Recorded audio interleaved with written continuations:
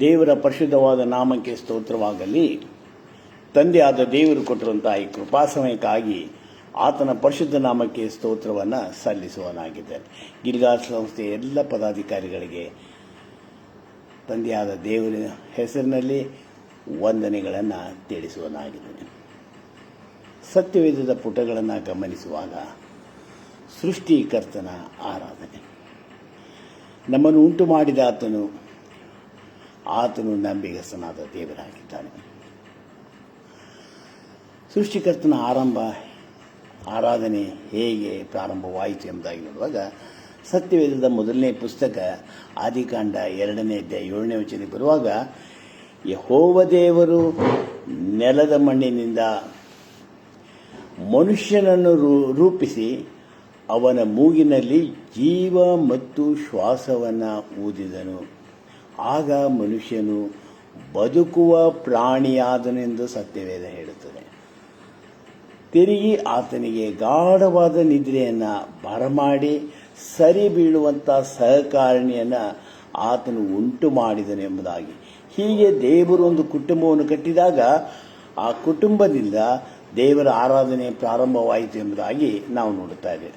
ಪ್ರಪ್ರಥಮ ಕುಟುಂಬ ಅಲ್ಲಿರುವಂಥ ಕಾಯಿನ ಮತ್ತು ಹೇಬೇಲ ದೇವರಿಗೆ ಯಜ್ಞಗಳನ್ನು ಅರ್ಪಿಸಿದರು ಎಂಬುದಾಗಿ ಆದಿಕಾಂಡ 4 ಮತ್ತು 4ರಲ್ಲಿ ವಾಕ್ಯ ನಮಗೆ ಸ್ಪಷ್ಟವಾಗಿ ತಿಳಿಸಿದೆ. ಈ ಬೆಳಗಿನ ಸಮಯದಲ್ಲಿ ದೇವರು ನಮ್ಮನ್ನು ಅದ್ಭುತಕರವಾದ ರೀತಿಯಲ್ಲಿ ನಡೆಸ್ತಾನೆ. ಇದನ್ನು ಆನ್ಲೈನ್ನಲ್ಲಿ ವೀಕ್ಷಿಸಿದಂಥ ತಮ್ಮೆಲ್ಲರಿಗೂ ರಕ್ಷಕನಾದ ಯೇಸು ಕರ್ತನ ಹೆಸರಿನಲ್ಲಿ ವಂದನೆಗಳನ್ನು ತಿಳಿಸುವನಾಗಿದ್ದೇನೆ. ಪ್ರಾರಂಭದ ದಿನಗಳಲ್ಲಿ ದೇವರನ್ನು ಹೇಗೆ ಆರಾಧಿಸ್ತಾ ಇದ್ದರು? ಓಪನ್ ಏರ್ ಮೀಟಿಂಗ್ ಎಂಬುದಾಗಿ ನೋಡುವಂಥ ಸಮಯದಲ್ಲಿ ಕಾಯಿನ ಮತ್ತು ಹೇಬೇಲ ದೇವರಿಗೆ ಯಜ್ಞಗಳನ್ನು ಸಮರ್ಪಿಸ್ತಾ ಇದ್ದಾರೆ. ಇಂಥ ಒಂದು ಯಜ್ಞದ ಮೂಲಕ ಅಲ್ಲಿ ದೇವರು ಹೇಬೇಲನ ಪ್ರಾರ್ಥನೆಯನ್ನು ಕೇಳಿದನು. ಹೇಬೇಲನ ಪ್ರಾರ್ಥನೆಗೆ ದೇವರು ಸದುತ್ತರವನ್ನು ಕೊಟ್ಟನೆಂಬುದಾಗಿ ದೇವರ ವಾಕ್ಯ ಹೇಳ್ತದೆ. ಆದಿಕಾಂಡ 4:26ಕ್ಕೆ ಬರುವಾಗ ಈ ಆರಾಧನೆಗಳು ಪ್ರಾರಂಭವಾದ ಮೇಲೆ ಎನೋಷನ ಕಾಲದಲ್ಲಿ, ಆದಿಕಾಂಡ 4:26ಕ್ಕೆ ಬರುವಾಗ ಎನೋಷನ ಕಾಲದಲ್ಲಿ ಯೆಹೋವ ಎಂಬ ಹೆಸರಿನಿಂದ ದೇವರನ್ನು ಆರಾಧಿಸುವುದಕ್ಕೆ ಪ್ರಾರಂಭವಾಯಿತು ಎಂಬುದಾಗಿ ದೇವರ ವಾಕ್ಯ ಹೇಳ್ತದೆ. ಯೆಹೋವ ಎಂಬ ಹೆಸರಿನ ಅರ್ಥ ಅದು ಇರುವಾತನೇ ಆಗಿದ್ದೇನೆ ಎಂಬುದಾಗಿ ಕೂಡ ನಾವು ನೋಡ್ತಾ ಇದ್ದೇವೆ. ರೋಮ 12 ಮತ್ತು 2ನೇ ವಚನಕ್ಕೆ ಬರುವಾಗ, ನಿಮ್ಮ ದೇಹಗಳನ್ನು ದೇವರಿಗೆ ಮೀಸಲಾಗಿಯೂ ಮೆಚ್ಚುಗೆಯಾಗಿರುವ ಸಜೀವವಾದ ಯಜ್ಞವಾಗಿ ಅರ್ಪಿಸಿರಿ, ಇದೇ ವಿವೇಕಪೂರ್ವಕವಾದ ಆರಾಧನೆ ಎಂಬುದಾಗಿ ವಾಕ್ಯ ನಮಗೆ ತಿಳಿಸುವಂಥದ್ದಾಗಿದೆ. ಆದಿಕಾಂಡ 8ನೇ ಅಧ್ಯಾಯ 20ನೇ ವಚನಕ್ಕೆ ಬರುವಾಗ ತಿರುಗಿ ನೋಹನ ವಿಷಯದಲ್ಲಿ ಕೂಡ ನಾವು ನೋಡ್ತಾ ಇದ್ದೇವೆ. ಜಲಪ್ರಳಯದ ತರುವಾಯ ನೋಹನನು ಯೆಹೋವನಿಗೋಸ್ಕರ ಯಜ್ಞವೇದಿಯನ್ನು ಕಟ್ಟಿ ಅಲ್ಲಿ ದೇವರಿಗೆ ಯಜ್ಞಗಳನ್ನು ಸಮರ್ಪಿಸಿದಾಗ ದೇವರು ನೋಹನನ ಯಜ್ಞವನ್ನು ಮೆಚ್ಚಿದನು ಎಂಬುದಾಗಿ. ಆದರೆ ವಾಕ್ಯ ಹೇಳ್ತದೆ ಆದಿಕಾಂಡ 8:21ಕ್ಕೆ ಬರುವಾಗ, ಮನುಷ್ಯನ ಮನಸಂಕಲ್ಪ ಚಿಕ್ಕಂದಿನಿಂದಲೇ ಕೆಟ್ಟದ್ದು. ಗಲಾತ್ಯ 5:1ಕ್ಕೆ ಬರುವಾಗ, ಕ್ರಿಸ್ತನು ನಿಮ್ಮನ್ನು ಸ್ವತಂತ್ರದಲ್ಲಿರಿಸಬೇಕೆಂದು ಬಿಡುಗಡೆಯನ್ನು ಕೊಟ್ಟನು, ತಿರುಗಿ ದಾಸತ್ವದ ನೊಗದೊಳಗೆ ಸಿಲುಕಿಕೊಳ್ಳಬೇಡ್ರಿ ಎಂಬುದಾಗಿ ವಾಕ್ಯ ಕರೆ ಕೊಡುವಂಥದ್ದಾಗಿದೆ. ಫಿಲಿಪ್ಪಿ 2:12 ಬರುವಾಗ, ಅಲ್ಲಿ ಮನೋಭೀತಿಯಿಂದ ನಡುವರಾಗಿ ನಿಮ್ಮ ರಕ್ಷಣೆಯನ್ನು ಸಾಧಿಸಿಕೊಳ್ಳಿ ಎಂಬುದಾಗಿ ಕರೆ ಕೊಡಿದೆ. ದೇವರನ್ನು ಆರಾಧಿಸುವಾಗ ಸೃಷ್ಟಿಯ ಪ್ರಾರಂಭದ ದಿನಗಳಲ್ಲಿ ಓಪನ್ ಏರ್ ಮೀಟಿಂಗ್ಗಳ ಮೂಲಕವಾಗಿ ದೇವರನ್ನು ಆರಾಧಿಸ್ತಾ ಬಂದರು. ತಮ್ಮನ್ನು ಜೀವಿತ ಸಂಖ್ಯೆಯಲ್ಲಿಟ್ಟಂಥ ದೇವರನ್ನು ಆರಾಧಿಸ್ತಾ ಬಂದರು. ಆತನ ವಿಷಯವಾಗಿ ಅತ್ಯಂತ ಭಯಭಕ್ತಿಯುಳ್ಳವರಾದ ಈ ಜೀವನದಲ್ಲಿ ಅವರು ಜೀವನ ಮಾಡುತ್ತಾ ಇದ್ದರು ಎಂಬುದಾಗಿ ನಾವು ನೋಡುತ್ತಾ ಇದ್ದೇವೆ. ದೇವರ ವಾಕ್ಯದ ಪುಟಗಳನ್ನು ಗಮನಿಸ್ತಾ ಬರುವಾಗ ಆದಿಕಾಂಡ 6:5ಕ್ಕೆ ಬರುವಾಗ, ಮನುಷ್ಯನ ಮನಸಂಕಲ್ಪವು ಚಿಕ್ಕಂದಿನಿಂದಲೇ ಮನುಷ್ಯನ ಆದಿಕಾಂಡ 6:5 ಬರುವಾಗ ಮನುಷ್ಯರ ಕೆಟ್ಟತನವು ಭೂಮಿಯ ಮೇಲೆ ಹೆಚ್ಚಾಗಿರುವುದನ್ನು ಅವರು ಹೃದಯದಲ್ಲಿ ಯೋಚಿಸುವುದು ಯಾವಾಗಲೂ ಬರೀ ಕೆಟ್ಟದ್ದಾಗಿರುವುದನ್ನು ಯೆಹೋವನು ನೋಡಿ ತಾನು ಮನುಷ್ಯರನ್ನ ಭೂಮಿಯ ಮೇಲೆ ಉಂಟು ಮಾಡಿದಕ್ಕಾಗಿ ಪಶ್ಚಾತ್ತಾಪಪಟ್ಟು ಹೃದಯದಲ್ಲಿ ನೊಂದುಕೊಂಡನು ಎಂಬುದಾಗಿ ಅದೇ ಆದಿಕಾಂಡ 6:11. ಹಾಗೇ ನಾವು ನೋಡ್ತಾ ಬರುವಾಗ ಭೂಲೋಕದವರು ದೇವರ ದೃಷ್ಟಿಗೆ ಕೆಟ್ಟು ಹೋಗಿದ್ದರು. ಅನ್ಯಾಯವು ಲೋಕವನ್ನು ತುಂಬಿಕೊಂಡಿತ್ತು. ದೇವರು ಲೋಕವನ್ನು ನೋಡಿದಾಗ ಅದು ಕೆಟ್ಟು ಹೋಗಿತ್ತು. ಭೂನಿವಾಸಿಗಳೆಲ್ಲರೂ ತಮ್ಮ ನಡವಳಿಕೆಯನ್ನು ಕೆಡಿಸಿಕೊಂಡಿದ್ದರು. ವಾಕ್ಯದಲ್ಲಿ ನಾವು ನೋಡ್ತಾ ಇದ್ದೇವೆ, ಆದಿಯಲ್ಲಿ ಅಲ್ಲಿ ಕಾಯಿನ ಮತ್ತು ಹೇಬೇಲ ದೇವರಿಗೆ ಯಜ್ಞಗಳನ್ನು ಸಮರ್ಪಿಸಿದರು. ಹೇಬೇಲನ ಒಂದು ಪ್ರಾರ್ಥನೆ ದೇವರ ಸನ್ನಿಧಾನದಲ್ಲಿ ಏರಿ ಬಂತು. ಕಾಯಿನನ ಯಜ್ಞ ದೇವರಿಗೆ ಸಮರ್ಪಕವಾಗಿರಲಿಲ್ಲ ಎಂಬುದಾಗಿ ವಾಕ್ಯ ನಮಗೆ ತಿಳಿಸುವಂಥದ್ದಾಗಿದೆ. ಹಾಗೆ ನಾವು ವಾಕ್ಯಗಳನ್ನು ಓದ್ತಾ ಬರುವಾಗ ಆದಿಕಾಂಡ 13 ಮತ್ತು 13ಕ್ಕೆ ಬರುವಾಗ ಅಲ್ಲಿ ಲೋಟನು ಸೊದೋಮ್ ಗೊಮೋರ್ ಪಟ್ಟಣವನ್ನು ನೋಡಿ ಅದನ್ನು ಅಪೇಕ್ಷೆ ಪಟ್ಟನು. ಸುಂದರವಾಗಿರುವುದನ್ನು ಮಾತ್ರವಲ್ಲ, ಅಲ್ಲಿ ರಮಣೀಯವಾದಂಥ ಸೊದೋಮ್ ಗೊಮೋರ್ ಪಟ್ಟಣವನ್ನು, ನೀರಾವರಿಯಾಗಿರುವಂಥ ಸೊದೋಮ್ ಗೊಮೋರ್ ಪಟ್ಟಣವನ್ನು ಆಯ್ಕೆ ಮಾಡಿಕೊಂಡು ಅದನ್ನು ಅಲ್ಲಿ ಪ್ರವೇಶ ಮಾಡಿದಾಗ ಗೊತ್ತಾಗ್ತಾ ಇದೆ, ಅಲ್ಲಿ ಸೊದೋಮ್ ಗೊಮೋರಿನ ಜನರು ಯೆಹೋವನ ದೃಷ್ಟಿಯಲ್ಲಿ ದುಷ್ಟರು, ಯೆಹೋವನಿಗೆ ಮಹಾಪರಾಧಿಗಳು ಆಗಿದ್ದರು ಎಂಬುದಾಗಿ ನಾವು ನೋಡ್ತಾರೆ. ಆದಿಕಾಂಡ 18:20ಕ್ಕೆ ಬರುವಾಗ ಪಾಪದ ಕುರಿತಾಗಿ ದೊಡ್ಡ ಮೊರೆ ಯೆಹೋವನಿಗೆ ಕೇಳಿ. ಮತ್ತು ದೇವರು ನಮ್ಮನ್ನು ಉದ್ದೇಶಪೂರ್ವಕವಾಗಿ ಜೀವಿತರ ಸಂಖ್ಯೆಯಲ್ಲಿಟ್ಟಿದ್ದಾನೆ. ನಾವು ಉಳಿದಿರುವುದು ಆತನ ಕೃಪಾವರಗಳೇ. ಪ್ರತಿ ದಿನಗಳನ್ನು ಹೊಸದಾಗಿ ಒದಗಿಸಿಕೊಡುವಂಥ ದೇವರು ನಂಬಿಗಸ್ತನಾಗಿದ್ದಾನೆ ಎಂಬುದಾಗಿ ವಾಕ್ಯ ನಮಗೆ ವಿವರಣೆಯನ್ನು ಕೊಡುವಂಥದ್ದೇ ಆಗಿದೆ ಎಂಬುದಾಗಿ ಕೂಡ ನಾವು ನೋಡ್ತಾ ಇದ್ದೇವೆ. ಆದಿಕಾಂಡ 19:17ಕ್ಕೆ ಬರುವಾಗ ಅಲ್ಲಿ ಲೋಟನಿಗೆ ದೇವರು ಒಂದು ಎಚ್ಚರಿಕೆಯನ್ನು ಕೊಡ್ತಾನೆ. ಓಡಿ ಹೋಗು, ಪ್ರಾಣವನ್ನು ಉಳಿಸಿಕೋ, ಹಿಂದಕ್ಕೆ ನೋಡಬೇಡ. ಅನೇಕ ಸಾರಿ ನಾವು ಲೋಕದಲ್ಲಿ ಹಿಂದಕ್ಕೆ ನೋಡ್ತಾ ಇದ್ದೇವೆ. ಸೃಷ್ಟಿಕರ್ತನ ಆರಾಧನೆಯಲ್ಲಿ ತೊಡಗಿದಂಥ ದೇವಜನರು ದೇವರಿಗೆ ಅತ್ಯಂತ ಪ್ರೀತಿಯಿಂದ ದೇವರಿಂದ ವಾಕ್ಯಗಳನ್ನು ಹೊಂದಿಟ್ಟುಕೊಳ್ಳುತ್ತಾ ಇದ್ದರು. ದೇವರು ತಿಳಿಸ್ತಾ ಇದ್ದಾನೆ, ಓಡಿ ಹೋಗು, ಪ್ರಾಣವನ್ನು ಉಳಿಸಿಕೋ, ಹಿಂದಕ್ಕೆ ನೋಡಬೇಡ. ಲೋಟನು ತನ್ನ 2 ಹೆಂಡ ಮಕ್ಕಳು ಮತ್ತು ಹೆಂಡತಿಯನ್ನು ಕರೆದುಕೊಂಡು ಆತನು ಸಮೀಪದ ಚೋಗರ್ ಎಂಬ ಗುಡ್ಡಕ್ಕೆ ತಲುಪಿದ ಮೇಲೆ ಸೂರ್ಯೋದಯವಾಯಿತು. ಸೂರ್ಯೋದಯವಾಗುವುದಕ್ಕಿಂತ ಮುಂಚಿತವಾಗಿ ಅಲ್ಲಿ ದೇವರು ಆಕಾಶದಿಂದ ಬೆಂಕಿ ಗಂಧಕಗಳು ಉರಿಯುವ ಮಳೆಯನ್ನು ಸುರಿಸಿ ಇಡೀ ಸೊದೋಮ್ ಗೊಮೋರ್ ಪಟ್ಟಣವನ್ನು ನಾಶ ಮಾಡಿದನು ಎಂಬುದಾಗಿ ನಾವು ನೋಡ್ತೇವೆ. ಹೀಗೆ ದೇವರನ್ನು ಆರಾಧಿಸುವುದಕ್ಕೆ ಪ್ರಾರಂಭವಾದ ಮೇಲೆ ದೇವಜನರಿಗೆ ಅಲ್ಲಿ ದೇವರ ಬಗ್ಗೆ ಇನ್ನೂ ಹೆಚ್ಚಾದ ಗೌರವ ಉಂಟಾಯಿತು. ದೇವರನ್ನು ನಮಗೆ ಉದ್ದೇಶಪೂರ್ವಕವಾಗಿ ಉಂಟು ಮಾಡಿದ್ದಾನೆ ಎಂಬುದನ್ನು ಅವರು ತಿಳಿದುಕೊಂಡು ದೇವರನ್ನು ಆರಾಧಿಸುವುದಕ್ಕೆ ಪ್ರಾರಂಭ ಮಾಡಿದರು. ಮೊದಲನೇ ಆಲಯವನ್ನು ಮೋಶೆಯ ಮೂಲಕವಾಗಿ ಆತನು ಪ್ರಕಟ ಮಾಡ್ತಾ ಇದ್ದಾನೆ. ಟ್ಯಾಬರ್ನಾಕಲ್ ಎಂಬುದಾಗಿ ಕರೆಯಲ್ಪಟ್ಟಂತ ದೇವದರ್ಶನದ ಗುಡಾರ ಅತ್ಯಂತ ಪವಿತ್ರತೆಯ ಸಂಕೇತವಾಗಿತ್ತು. ವಿಮೋಚನಾ ಕಾಂಡ 25ನೇ ಅಧ್ಯಾಯ 9ನೇ ವಚನಕ್ಕೆ ಬರುವಾಗ, ನಾನು ನಿನಗೆ ತೋರಿಸುವಂತ ಮಾದರಿಯ ಪ್ರಕಾರವೇ ಗುಡಾರವನ್ನು ಸಿದ್ಧತೆ ಮಾಡಿಕೊಳ್ಳಬೇಕು. ಆ ಗುಡಾರಕ್ಕೆ ಬೇಕಾದ ಎಲ್ಲ ವಿವರಣೆಗಳನ್ನು ಪರಲೋಕದ ದೇವರು ಮೋಶೆಯ ಮೂಲಕವಾಗಿ ಪ್ರಕಟ ಮಾಡಿದಾಗ ದೇವಜನರಿಗೆ ಇದುವರೆಗೆ ಗುಪ್ತವಾಗಿದ್ದ ದೇವಾರಾಧನೆಗೆ ಒಂದು ಸುಂದರವಾದ ಮಾರ್ಗ ಸಿದ್ಧವಾಯಿತು. ಆಲಯವು ಪ್ರಾರ್ಥನೆಯ ಸ್ಥಳವಾಗಿದೆ, ಆಲಯವು ಮಹಿಮೆಯ ಸ್ಥಳವಾಗಿದೆ, ಆಲಯವು ಸ್ವಸ್ಥತೆಯ ಸ್ಥಳವಾಗಿದೆ. ಪ್ರಿಯರೇ, ಅಲ್ಲಿ ಮೋಶೆ ದೇವರು ತಿಳಿಸಿದಂತೆ ಒಂದು ಸುಂದರವಾದಂಥ ದೇವದರ್ಶನದ ಗುಡಾರವನ್ನು, ಟ್ಯಾಬರ್ನಾಕಲನ್ನು ಸಿದ್ಧಪಡಿಸಿ ದೇವರು ತಿಳಿಸಿದಂತೆ ವಿಮೋಚನಾ ಕಾಂಡ ಪುಸ್ತಕ ಹಾಗೆ ಓದ್ತಾ ಬರುವಾಗ 40:34ಕ್ಕೆ ಬರುವಾಗ ದೇವದರ್ಶನದ ಗುಡಾರವನ್ನು ಮೋಶೆ ಸಿದ್ಧ ಮಾಡಿದ ಮೇಲೆ ಅದನ್ನು ಎತ್ತಿ ನಿಲ್ಲಿಸಿದನು ಎಂಬುದಾಗಿ ದೇವರ ವಾಕ್ಯ ಹೇಳ್ತದೆ. ಎತ್ತಿ ನಿಲ್ಲಿಸ್ತಾ ಇದ್ದಾನೆ. ದೇವದರ್ಶನದ ಗುಡಾರವನ್ನು ಎತ್ತಿ ನಿಲ್ಲಿಸ್ತಾ ಇದ್ದಾನೆ. ಆಗ ಒಂದು ಸುಂದರವಾದ ಘಟನೆ ನಡೆಯಲ್ಪಟ್ಟಿದೆ. ಏನು ಎಂಬುದಾಗಿ ನೋಡುವಾಗ ಮೇಘವು ದೇವದರ್ಶನದ ಗುಡಾರವನ್ನು ಮುಚ್ಚಿತು. ಮೇಘ ಏನಾಯಿತು? ಆಕಾಶದಿಂದ ಇಳಿದು ಬರ್ತಾ ಇದೆ.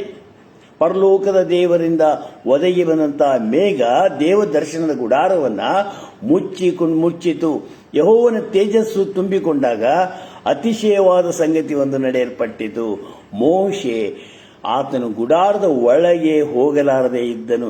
ಇಂಥ ಭಯಭಕ್ತಿಯುಳ್ಳ ವಾತಾವರಣವನ್ನು ಉಂಟು ಮಾಡುವಂತ ನಮ್ಮ ದೇವರು ಆ ದೇವದರ್ಶನದ ಗುಡಾರದ ಮೂಲಕವಾಗಿ ಅತ್ಯಂತ ನಿಕಟವಾದಂಥ ನ್ಯಾಯ ತೀರ್ಪುಗಳನ್ನು ಕೊಡುತ್ತಾ ಇದ್ದರು. ಅಕಾನನು ಪಾಪ ಮಾಡಿದಾಗ ದೇವದರ್ಶನದ ಗುಡಾರದಿಂದ ಪರಲೋಕದ ದೇವರು ಅಲ್ಲಿ ಯಹೂಷವನಿಗೆ ಉತ್ತರವನ್ನು ಕೊಟ್ಟನೆಂಬುದಾಗಿ ನಾವು ನೋಡ್ತಾ ಇದ್ದೇವೆ. ಯಹೂಷವ 7:12 ಬರುವಾಗ, ಶಾಪಕ್ಕೆ ಕಾರಣವಾದುದನ್ನು ನಿಮ್ಮ ಮಧ್ಯದಿಂದ ತೆಗೆದುಹಾಕುವವರೆಗೆ ನಾನು ನಿಮ್ಮ ಮಧ್ಯದಲ್ಲಿ ಬರುವುದಿಲ್ಲ. ಅಲ್ಲಿ ಅಕಾನನು ದೇವರಿಗೆ ಮೀಸಲಾದದ್ದನ್ನು ಕದ್ದುಕೊಳ್ಳುವಾಗ ಆತನು ದೇವದರ್ಶನದ ಗುಡಾರದ ಮೂಲಕವಾಗಿ ಪರಲೋಕ ದೇವರ ಸಂದೇಶದ ಮೂಲಕವಾಗಿ ಚೀಟು ಹಾಕಲ್ಪಟ್ಟಿತು. ಆ ಚೀಟಿನ ಪ್ರಕಾರ ಅಲ್ಲಿ ಗೇರ್ನ ಕುಟುಂಬದವನು ಕಲ್ದಿಯನ ಮಗನಾದಂಥ ಅಕಾನನು ಹಿಡಿಯಲ್ಪಟ್ಟನು ಎಂಬುದಾಗಿ ವಾಕ್ಯ ಆಗ್ತದೆ. ವಾಕ್ಯವನ್ನು ನೋಡುವಾಗ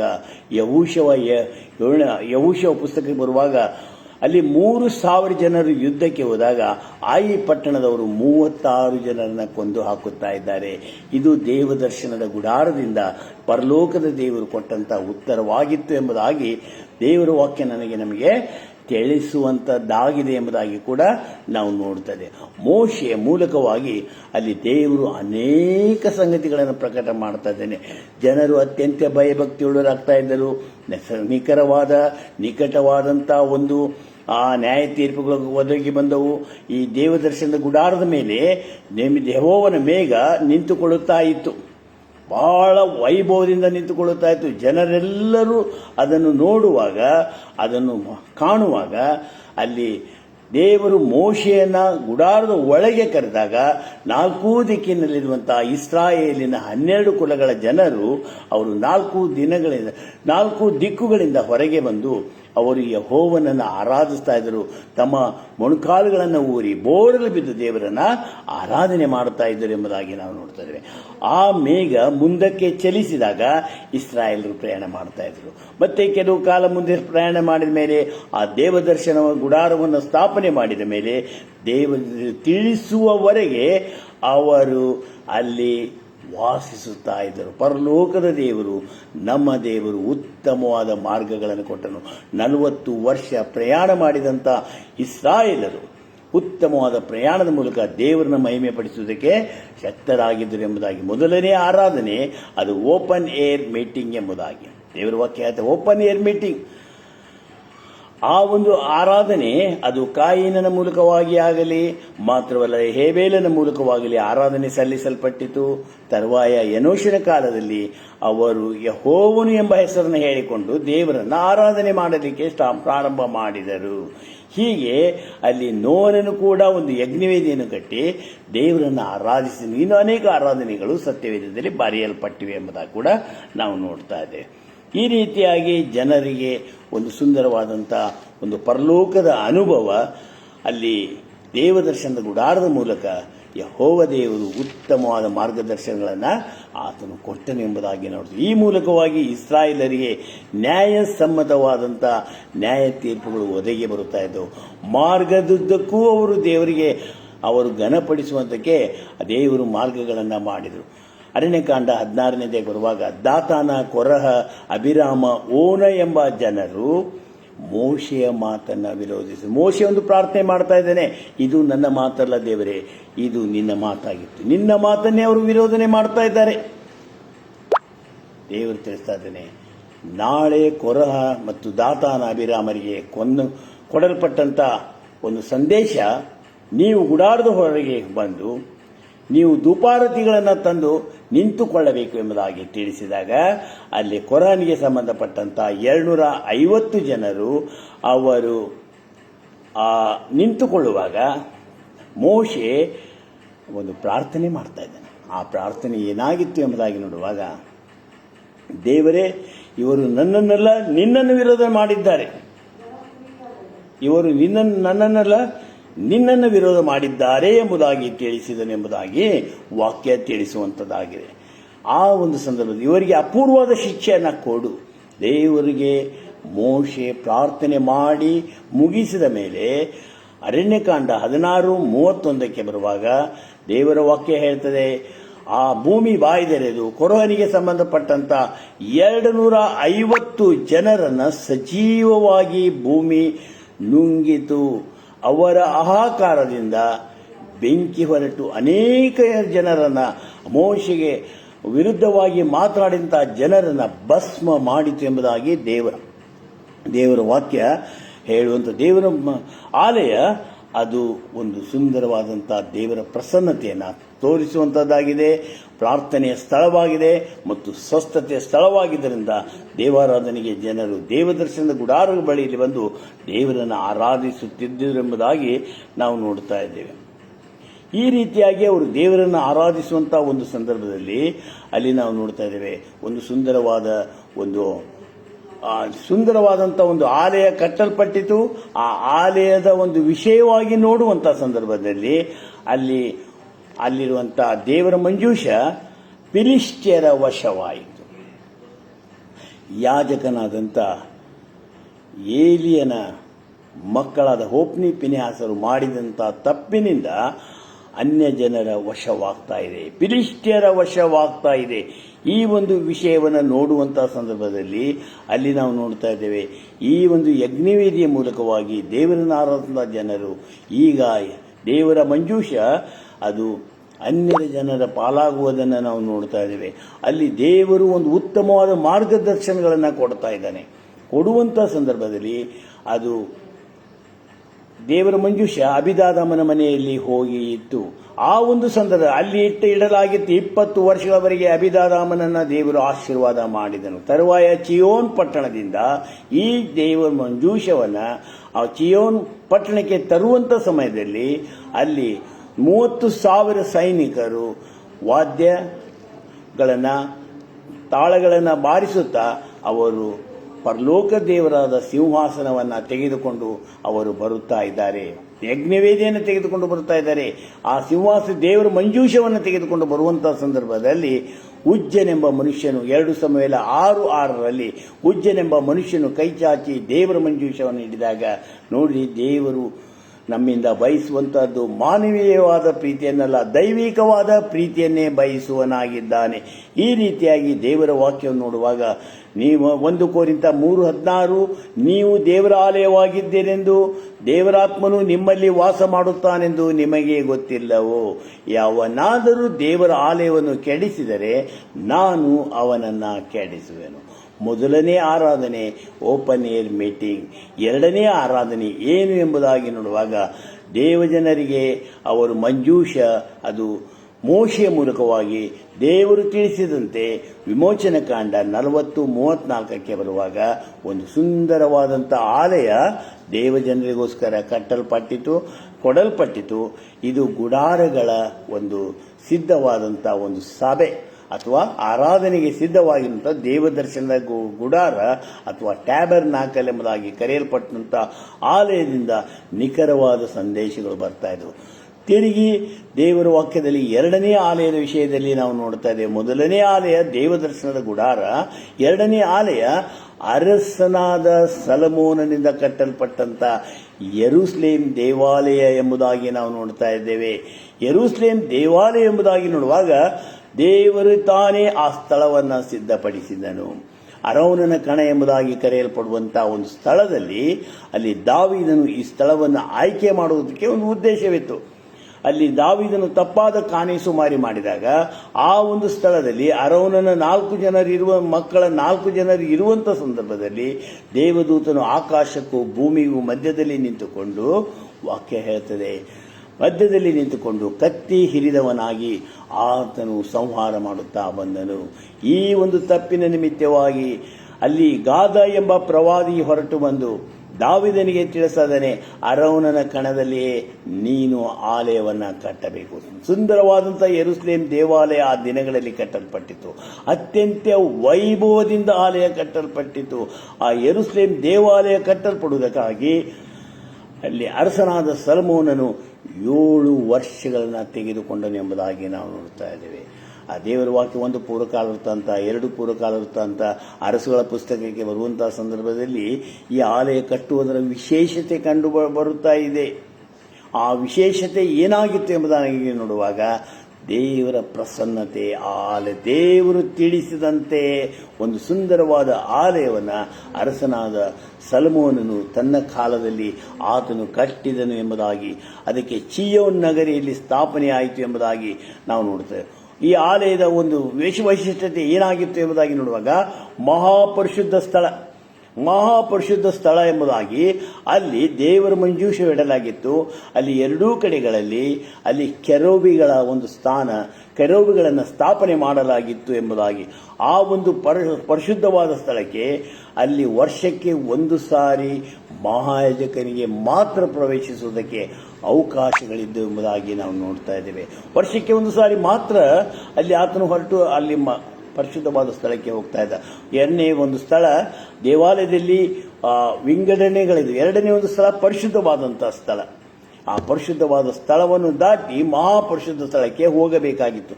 ಅದರ ನಂತರ ಜನರು ನಿಂತುಕೊಳ್ಳುವುದಕ್ಕೆ ಅಲ್ಲಿ ಒಂದು ಅವಕಾಶವಿತ್ತು. ದೇವರನ್ನ ಅವರು ಆರಾಧಿಸುವುದಕ್ಕೆ ಒಂದು ಸಮಯವಿತ್ತು, ಅವಕಾಶಗಳಿದ್ದವು ಎಂಬುದಾಗಿ ಈ ಸುಂದರವಾದ ಆಲಯ ಕಟ್ಟಲ್ಪಟ್ಟ ಮೇಲೆ ಒಂದು ದಿವಸ 2 ಪೂರ್ವಕಾಲ ವೃತ್ತಾಂತ 26ನೇ ಅಧ್ಯಾಯ ಮತ್ತು 25ನೇ ವಚನಕ್ಕೆ ಬರುವಾಗ ಅರಸನಾದ ಉಜ್ಜೀಯನು ದೇವರನ್ನು ಅವಲಂಬಿಸಿಕೊಂಡಿದ್ದನು. ಅವಲಂಬಿಸಿದ ಕಾಲದಲ್ಲೆಲ್ಲ ದೇವರು ಅವನನ್ನು ಅಭಿವೃದ್ಧಿಗೆ ತಂದನು. 2 ಪೂರ್ವಕಾಲ ವೃತ್ತಾಂತ 26:15ಕ್ಕೆ ಬರುವಾಗ ಅವನ ಕೀರ್ತಿ ಬಹುದೂರದವರೆಗೆ ಅವನ ಕೀರ್ತಿ ವ್ಯಾಪಿಸಿತು ಎಂಬುದಾಗಿ ನಾವು ನೋಡ್ತಾ ಇದ್ದೇವೆ. ಆದರೆ 2 ಪೂರ್ವಕಾಲ ವೃತ್ತಾಂತ 16ನೇ ಅಧ್ಯಾಯ ಮತ್ತು 26ನೇ ಅಧ್ಯಾಯ 16ನೇ ವಚನಕ್ಕೆ ಬರುವಾಗ ಅವನು ಬಲಿಷ್ಠನಾಗುವವರೆಗೆ ದೇವರ ಆಶ್ಚರ್ಯಕರವಾದ ಸಹಾಯವನ್ನು ಹೊಂದಿದನು. ಬಲಿಷ್ಠನಾದ ಮೇಲೆ ಗರ್ವಿಷ್ಠನಾಗಿ ಭ್ರಷ್ಟನಾದನು ಎಂಬುದಾಗಿ ದೇವರ ವಾಕ್ಯ ಹೇಳ್ತದೆ. ಬಲಿಷ್ಠನಾದ ಮೇಲೆ ಗರ್ವಿಷ್ಠನಾಗಿ ಭ್ರಷ್ಟನಾದನು. ಆತನು ಅದೇ ಸಮಯದಲ್ಲಿ ದೇವರಿಗೆ ಧೂಪ ಹಾಕುವುದಕ್ಕಾಗಿ ಯಜ್ಞವೇದಿಯ ಬಳಿಯಲ್ಲಿ ಬಂದು ಧೂಪ ಹಾಕುವುದಕ್ಕಾಗಿ ಸಿದ್ಧನಾದಾಗ ಅಲ್ಲಿರುವಂತಹ ಮಹಾಯಾಜಕನಾದಂಥ ಆಚಾರ್ಯ ಉಳಿದ 80 ಜನರ ಯಾಜಕರು ಹೇಳ್ತಾ ಇದ್ದಾರೆ, ಅರಸನೇ, ಅದು ನಿನ್ನ ಕೆಲಸವಲ್ಲ. ನೀನು ಅರಸನಾಗಿರಬಹುದು, ಆದರೆ ಅದು ನಿನ್ನ ಕೆಲಸವಲ್ಲ. ಈ ಮಾತನ್ನು ಹೇಳಿದಾಗ ಅವನು ಸಿಟ್ಟಿನಿಂದ ಯಾಜಕರೊಟ್ಟಿಗೆ ಮಹಾಯಾಜಕನೊಟ್ಟಿಗೆ ಸಿಟ್ಟಿನಿಂದ ಮಾತನಾಡುತ್ತಿರುವಾಗ ದೇವರ ವಾಕ್ಯ ಹೇಳ್ತದೆ, ಅವನ ಹಣೆಯಲ್ಲಿ ಕುಷ್ಠ ಮೂಡಿತು ಎಂಬುದಾಗಿ ದೇವರ ವಾಕ್ಯ ಹೇಳ್ತದೆ. ಜ್ಞಾನೋಕ್ತಿ 15:1ಕ್ಕೆ ಬರುವಾಗ ವಾಕ್ಯ ಹೇಳ್ತದೆ, ಮೃದುವಾದ ಪ್ರತ್ಯುತ್ತರವು ಸಿಟ್ಟನ್ನು ಆರಿಸುವುದು, ಬಿರು ನುಡಿಯು ಸಿಟ್ಟನ್ನು ಏರಿಸುವುದು ಎಂಬುದಾಗಿ ವಾಕ್ಯ ಹೇಳುವಂಥದ್ದಾಗಿದೆ. ಇಂಥ ಒಂದು ಪರಿಶುದ್ಧನಾದಂಥ ದೇವರನ್ನು ಆರಾಧಿಸುವುದಕ್ಕೆ ಹೋದಂಥ ಉಜ್ಜೀಯನೆಂಬ ಅರಸನು ಕುಷ್ಠಪೀಡಿತನಾಗಿ ದೇವರಿಂದ, ಆಲಯದಿಂದ, ಸಮಾಜದಿಂದ ಆತನು ಬಹಿಷ್ಕೃತನಾಗಿ ಜೀವಮಾನವೆಲ್ಲ ಪ್ರತ್ಯೇಕವಾದ ಮನೆಯಲ್ಲಿ ವಾಸ ಮಾಡಿದ. ದೇವರು ಕೃಪೆಯ ಕಾಲವನ್ನು ನಮ್ಮ ಜೀವಿತದಲ್ಲಿ ವಿಸ್ತಾರ ಮಾಡಿದ್ದಾನೆ. ನಮ್ಮ ಜೀವಮಾನದ ಎಲ್ಲ ದಿನಗಳು ಆತನ ಮಹಿಮೆಗಾಗಿ ದೇವರು ಉಂಟು ಮಾಡಿದ್ದಾನೆ. ಆತನ ಮಹಿಮೆಯನ್ನು ಆರಾಧಿಸುವಾಗ, ಆತನ ಪ್ರಸನ್ನತೆಯಲ್ಲಿ ಆಲಯದಲ್ಲಿ ಹೋಗಿ ಆತನನ್ನು ಆರಾಧಿಸುವಾಗ ದೇವರು ಇನ್ನೂ ಹೆಚ್ಚಾದ ಒಂದು ಸಮೃದ್ಧಿಯನ್ನು ಕೊಡುವ ಆತನಾಗಿದ್ದಾನೆ. ಕೈ ಹಾಕಿದ ಕೆಲಸದಲ್ಲಿ ನಾವು ಹೋಗೋಣ ಬರೋಣದಲ್ಲಿ ದೇವರಾತ್ಮನು ಕಾರ್ಯ ಮಾಡುವನಾಗಿದ್ದಾನೆ. ಈ ಬೆಳಗಿನ ಸಮಯದಲ್ಲಿ ಆನ್ಲೈನ್ ಮೂಲಕವಾಗಿ ವೀಕ್ಷಿಸಿದಂಥ ತಮ್ಮೆಲ್ಲರೂ ಈ ವಾಕ್ಯಗಳನ್ನು ನೋಡುವಾಗ, ಹೌದು, ನಮ್ಮ ದೇವರು ಪರಿಶುದ್ಧನಾದಂಥ ದೇವರು. ತನ್ನ ಪರಿಶುದ್ಧತೆಗೆ ಆತನು ಕಿಂಚತ್ತಾದರೂ ಲೋಪ ಬಂದರೆ ಸಹಿಸದೇ ಇರುವಂಥ ದೇವರು. ಆತನು ನಮ್ಮಿಂದ ಬಯಸುವಂಥದ್ದು ಮಾನವೀಯವಾದ ಪ್ರೀತಿಯನ್ನಲ್ಲ, ದೈವಿಕವಾದ ಪ್ರೀತಿಯನ್ನೇ. ಯೋಹಾನನ ಮಗನಾದ ಸೀಮೋನನೇ, ಯೋಹಾನ 21ಕ್ಕೆ ಬರುವಾಗ, ನೀನು ನನ್ನ ಮೇಲೆ ಮಮತೆ ಇಟ್ಟಿದ್ದೀಯಾ? ಹೌದು ಸ್ವಾಮಿ, ನಾನು ನಿನ್ನ ಮೇಲೆ ಮಮತೆ ಇಟ್ಟಿದ್ದೇನೆ, ನನ್ನ ಮಂದೆಯನ್ನು ಮೇಯಿಸು. ತೆರಿಗೆ ಪ್ರಶ್ನೆಗಳು ಅದೇ ಪ್ರಶ್ನೆ ಕೇಳಲ್ಪಟ್ಟಿತು, ಮತ್ತೆ ಅದೇ ಪ್ರಶ್ನೆ ಕೇಳಲ್ಪಟ್ಟಿತು. ಅಲ್ಲಿ ಆತನು ದುಃಖದಿಂದ ಹೇಳ್ತಾನೆ, ಹೌದು ಸ್ವಾಮಿ, ನಾನು ನಿನ್ನ ಮೇಲೆ ಮಮತೆ ಇಟ್ಟಿದ್ದೇನೆ. ಅಗಪೆ ಎಂಬುದಾಗಿ ಇಂಗ್ಲಿಷ್ನಲ್ಲಿ ನಾವು ನೋಡ್ತಾ ಇದ್ದೇವೆ. ಹೋಗಿ ನನ್ನ ಮಂದೆಯನ್ನು ಮೇಯಿಸು. ಇನ್ನೊಂದು ಸಂದರ್ಭದಲ್ಲಿ ದೇವರ ವಾಕ್ಯ ಹೇಳ್ತದೆ, ಎತ್ತರವಾದ ಬೆಟ್ಟದಲ್ಲಿ ಯೇಸು ಸ್ವಾಮಿ ಇರುವಂಥ ಸಂದರ್ಭದಲ್ಲಿ ಮೋಶೆ ಎಲಿಯ ಆತನ ಜೊತೆಯಲ್ಲಿ ಸಂಭಾಷಣೆ ಮಾಡ್ತಾ ಇದ್ರು. ಅಲ್ಲಿ ಸೀಮೋನ್ ಪೇತ್ರ ಹೇಳ್ತದಾನೆ, ಸ್ವಾಮಿ ನಿನಗೊಂದು, ಏಲಿಯನಿಗೊಂದು, ಮೋಶೆಗೊಂದು ಪರ್ಣಶಾಲೆಗಳನ್ನು ಕಟ್ಟೋಣ. ನೋಡ್ರಿ ಎಂಥ ವಾಕ್ಯಗಳು ದೇವರ ವಾಕ್ಯದಲ್ಲಿ ಬರೆಯಲ್ಪಟ್ಟಿವೆ. ಸುಂದರವಾದಂಥ ಆಲಯ ಯೆರೂಸಲೇಮ್ ದೇವಾಲಯ ಅದು ಕಟ್ಟಲ್ಪಟ್ಟ ನಂತರ ಅತ್ಯಂತ ನಿಖರವಾದಂಥ ದೇವರ ಒಂದು ಪ್ರಸನ್ನತೆಯಲ್ಲಿ ಪ್ರಕಟವಾಯಿತು. ಅನೇಕ ನ್ಯಾಯ ತೀರ್ಪುಗಳು ಉಂಟಾದವು. ಮೋಶೆಯ ಮೂಲಕವಾಗಿ ತೀರ್ಪುಗಳು ಬಂದವು. ಅನೇಕ ತೀರ್ಪುಗಳು ಆ ದಿನಗಳಲ್ಲಿ ಅಲ್ಲಿ ಸಾರಲ್ಪಟ್ಟವು. ಈ ತೀರ್ಪಿಗೆ ಅನುಸಾರವಾಗಿ ಜನರಿಗೆ ಒಂದು ಉತ್ತಮವಾದಂಥ ಬೋಧನೆಯಾಗಿತ್ತು. ಜನರು ಅತ್ಯಂತ ಭಯಭಕ್ತಿಯುಳ್ಳವರಾಗಿ ಯೆರೂಸಲೇಮ್ ದೇವಾಲಯಕ್ಕೆ ಹೊರಟು ಬಂದು ದೇವರನ್ನು ಆರಾಧನೆ ಮಾಡ್ತಾ ಇದ್ದರು.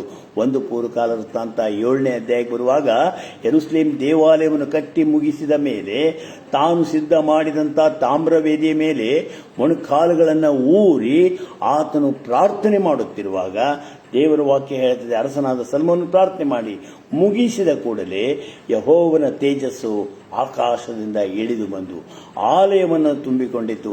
ಯಾಜಕರು ಆಲಯದ ಒಳಗೆ ಹೋಗಿ ಸೇವೆ ಮಾಡಲಾರದೇ ಇದ್ದರು. ಎಂಥ ಪ್ರಸನ್ನತೆಯುಳ್ಳ ದೇವರು ನಮ್ಮ ದೇವರಾಗಿದ್ದಾನೆ. ವಿಮೋಚನಾ ಕಾಂಡ 19ನೇ ಅಧ್ಯಾಯಕ್ಕೆ ಬರುವಾಗ ಅಲ್ಲಿ ನಾವು ನೋಡ್ತಾ ಇದ್ದೇವೆ, ಇವತ್ತು ಮತ್ತು ನಾಳೆ ಇಸ್ರಾಯೇಲರು ತಮ್ಮನ್ನು ಸಿದ್ಧ ಮಾಡಿಕೊಳ್ಳಬೇಕು. 3ನೇ ದಿನದಲ್ಲಿ ನಾನು ಸೀನಾಯಿ ಬೆಟ್ಟದ ಮೇಲೆ ಕಾಣಿಸಿಕೊಳ್ಳಲಿಕ್ಕಿದ್ದೇನೆ. ಇಸ್ರಾಯೇಲರು ಮೋಶೆಯ ಆಜ್ಞೆಗೆ ಅನುಸಾರವಾಗಿ ತಮ್ಮನ್ನು ಶುದ್ಧ ಮಾಡಿಕೊಳ್ತಾ ಇದ್ದಾರೆ.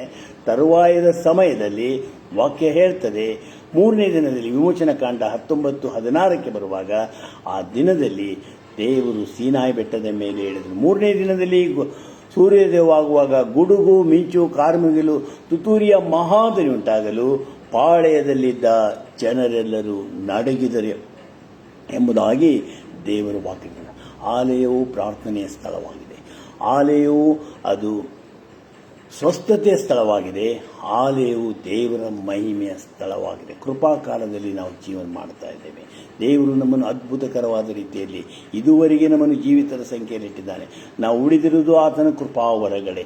ಪ್ರತಿ ದಿನಗಳನ್ನು ಹೊಸದಾಗಿ ಒದಗಿಸಿಕೊಡುವಂಥ ದೇವರು ನಂಬಿಗಸ್ತನಾಗಿದ್ದಾನೆ. ಪರಲೋಕದ ದೇವರು ನಮ್ಮ ಎಲ್ಲ ಪ್ರಾರ್ಥನೆಗಳಿಗೆ ಉತ್ತರ ಕೊಡುವಂಥ ಸ್ಥಳ ಅದು ಆಲಯವೇ.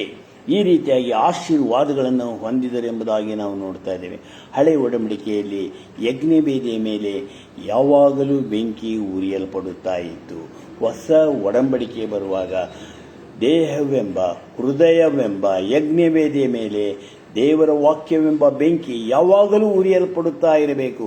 ನಿನ್ನ ವಾಕ್ಯವು ನನ್ನ ಕಣ್ಣಿಗೆ ಮರೆಯಾಗದಂತೆ ನನ್ನ ಹೃದಯದಲ್ಲಿ ಇಟ್ಟುಕೊಂಡಿದ್ದೇನೆ ಎಂಬುದಾಗಿ ಭಕ್ತನಾದ ದಾವೀದನು ಕೀರ್ತನೆ 119, 150, 105 ಸ್ಪಷ್ಟವಾಗಿ ವಾಕ್ಯವನ್ನು ತಿಳಿಸುವನಾಗಿದೆ. ಜನರು ದೇವರನ್ನು ಆರಾಧಿಸುವುದಕ್ಕೋಸ್ಕರ ಪಾಲಸ್ತಾನ್ ದೇಶದ ಬೇರೆ ಬೇರೆ ಭಾಗಗಳಿಂದ ಪ್ರತಿ ವರ್ಷ ಅವರು ದೇವಾರಾಧನೆಗೆ ಹೊರಟು ಬರುತ್ತಾ ಇದ್ದರು. ದೇವರನ್ನು ಘನಪಡಿಸ್ತಾ ಇದ್ದರು, ಮಹಿಮೆ ಪಡಿಸ್ತಾ ಇದ್ದರು. ಅನೇಕ ಸಂದರ್ಭಗಳಲ್ಲಿ ಅವರು ದೇವರನ್ನು ಆರಾಧಿಸುವುದಕ್ಕೋಸ್ಕರ ಹೊರಟು ಬಂದು ತಮ್ಮ ಮನೋವ್ಯಥೆಗಳನ್ನು ದೇವರಿಗೆ ತಿಳಿಸಿ ಪ್ರಾರ್ಥನೆಗಳನ್ನು ಅವರು ಹೊಂದುತ್ತಾ ಇದ್ದರು. ಹೀಗೆ ನೋಡುವಾಗ 1 ಸಮುವೇಲ ಪುಸ್ತಕದಲ್ಲಿ ಹನ್ನಳು ಶಿಲೋ ದೇವಾಲಯದ ನಿಲುವುಗಂಬಗಳ ಬಳಿಯಲ್ಲಿ ಕುಳಿತುಕೊಂಡು ಹಗಲಿರುಳು ಪ್ರಾರ್ಥನೆ ಮಾಡಿದಾಗ ದೇವರು ಸದುತ್ತರ ಕೊಟ್ಟ ಯಾಜಕನಾದಂಥ ಏಲಿಯನ ಮೂಲಕವಾಗಿ ಅಮ್ಮ ಬರುವ ವರ್ಷ ಒಬ್ಬ ಮಗನನ್ನು ಪಡೆದ. ದೇವರ ಮಾತು ನೆರವೇರಿತು. ಆಕೆ ಹೊರಟು ಹೋದಳು. ತಿರುಗಿ ಆಕೆ ಮುಖದಲ್ಲಿ ದುಃಖ ಕಾಣಲಿಲ್ಲ. ಆದರೆ ದೇವರಿಂದ ಕೆಲವು ದಿನಗಳಾದ ಮೇಲೆ ಆಕೆ ಒಬ್ಬ ಮಗನನ್ನು ಹಡೆದು ಆಕೆ ಆ ಮಗನನ್ನು ಪ್ರತಿಷ್ಠೆಪಡಿಸಿ 3 ವರ್ಷ ಪ್ರಾಯದವನಾದಾಗ ಜೀವದಿಂದಿರುವವರೆಗೆ ನಿಮ್ಮ ಬಳಿಯಲ್ಲಿ ಯಾಜಕರೇ ನಿಮ್ಮ ಬಳಿಯಲ್ಲಿ ಈತನು ಜೀವದಿಂದಿರುವವರೆಗೆ ಸೇವೆ ಮಾಡುವುದೆಂಬುದಾಗಿ ಪ್ರತಿಷ್ಠಿಸಿ ಮಗನನ್ನು ಬಿಟ್ಟು ಹೋಗ್ತಾ ಇದ್ದಾಳೆ. ಹೀಗೆ ದೇವರ ಆಶೀರ್ವಾದ ಪರಲೋಕದಿಂದ ಇಳಿದು ಬರ್ತದೆ. ಅದೇ ಸಮಯದಲ್ಲಿ ದೇವರ ಆಶೀರ್ವಾದ ಕೆಲವು ಸಂದರ್ಭದಲ್ಲಿ ಕೋಪವಾಗಿ ಇಳಿಯಲ್ಪಡುತ್ತದೆ. ದುಷ್ಟತನದ ನಿಮಿತ್ತವಾಗಿ ರೋಮ 1:18 ಬರುವಾಗ ದುಷ್ಟತನವನ್ನು ನಡೆಸಿ ಸತ್ಯವನ್ನು ಅಣಗಿಸುವರಾದ ಎಲ್ಲಾ ಮನುಷ್ಯರ ಮೇಲೆ ಪರಲೋಕದಿಂದ ದೇವರ ಕೋಪ ಇಳಿದು ಬರುತ್ತದೆ. ಎಲ್ಲಾ ದುಷ್ಟತನಗಳ ಮೇಲೆ ಪರಲೋಕದಿಂದ ದೇವರ ಕೋಪ ಇಳಿದು ಬರುತ್ತದೆ. ತಿರುಗಿ ನಾವು ವಾಕ್ಯವನ್ನು ಗಮನಿಸುವಾಗ ಧರ್ಮೋಪದೇಶ ಕಾಂಡ 23:14 ಬರುವಾಗ, ನಿಮ್ಮ ದೇವರಾದ ಯೆಹೋವನು ನಿಮ್ಮನ್ನು ಕಾಪಾಡೋದಕ್ಕೂ ನಿಮ್ಮ ವೈರಿಗಳನ್ನು ಕೈವಶ ಮಾಡೋದಕ್ಕೂ ನಿಮ್ಮ ಪಾಳ್ಯದಲ್ಲಿ ಸಂಚರಿಸುತ್ತಾನಲ್ಲ, ನಿಮ್ಮ ಪಾಳ್ಯವು ಶುಚಿಯಾಗಿರಬೇಕು. ಅಶುಚಿ ಏನಾದರೂ ಕಂಡು ಬಂದರೆ ಆತನು ನಿಮ್ಮನ್ನು ಬಿಟ್ಟು ಹೋದಾನು. ವಾಕ್ಯವನ್ನು ಪ್ರೀತಿಸೋಣ ಪ್ರಿಯ, ಇನ್ನು ಹೆಚ್ಚಾಗಿ ಆತನ ಬಲದಲ್ಲಿ ಜೀವಿಸೋಣ. ಇಂಥ ಒಂದು ಅವಕಾಶಗಳನ್ನು ನಾವುಗಳು ಈ ಗಿಲ್ಗಾಲ್ ಸಂಸ್ಥೆಯ ಮೂಲಕವಾಗಿ ಹೊಂದಿದ್ದೇವೆ. ಈ ಮೂಲಕವಾಗಿ ದೇವರಿಗೆ ಮಹಿಮೆ ಆಗ್ತದೆ. ಅನೇಕ ಸೇವಕರುಗಳು ಅನೇಕ ದಿನಗಳಿಂದ ಈ ಒಂದು ಸಂಸ್ಥೆಗಾಗಿ ಪ್ರಾರ್ಥನೆ ಮಾಡ್ತಾ ಇದ್ದಾರೆ. ಒಂದು ಉತ್ತಮವಾದ ಸೇವೆ ಪ್ರಾರಂಭವಾಗಿದೆ. ಈ ಸೇವೆಯನ್ನು ದೇವರು ಆಶೀರ್ವದಿಸಲಿಕ್ಕಿದ್ದಾರೆ. ಅದು ಕೈ ಹಾಕಿದಂಥ ಪ್ರತಿಯೊಬ್ಬರನ್ನು ಆಶೀರ್ವಿಸುವಂಥ ದೇವರು ನಮಗೆ ಚೆನ್ನಾಗಿದೆ. ಪ್ರಾರ್ಥನೆ ಮಾಡೋಣ. ಮಹಿಮೆಯುಳ್ಳ ಪರಲೋಕದ ತಂದೆಯಾದ ದೇವರೇ, ನಿನ್ನ ಅಪಾರವಾದ ಪ್ರೀತಿಗಾಗಿ ಸ್ತೋತ್ರ.